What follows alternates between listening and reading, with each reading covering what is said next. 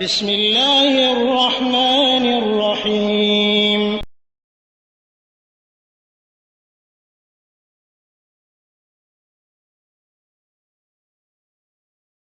রহমতুল্লাহি ওয়া বারাকাতুহু। বাংলাদেশ থেকে আমাদের এক ভাই বলছেন যে আমরা যখন নামাজে দাঁড়াই আর নামাজ আরম্ভ করি, তো বিভিন্ন রকমের চিন্তা আমাদের মধ্যে চলে আসে, কিভাবে কি করলে পারে এই সমস্ত চিন্তা মুক্ত হয়ে আমরা সালাত আদায় করতে পারবো।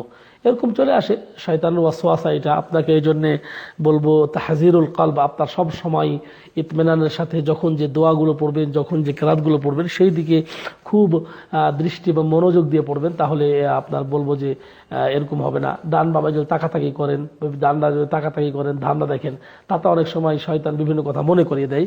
তারপরও বলবো যে এরকম যদি কখনো কখনো হয়ে যায় যে আপনি ভুলে যাচ্ছেন অথবা অন্য মনস্ক হয়ে পড়ছেন, তাহলে মনে করবেন শয়তান আপনাকে ওয়াসওয়াসা দিচ্ছে। তখন আপনি আউযুবিল্লাহি মিনাশ শাইতানির রাজিম বলে বাম পাশে থুতু দিবেন। আউযুবিল্লাহি মিনাশ শাইতানির রাজিম বলে বাম পাশে থুতু দিবেন। জাযাকাল্লাহু খাইর।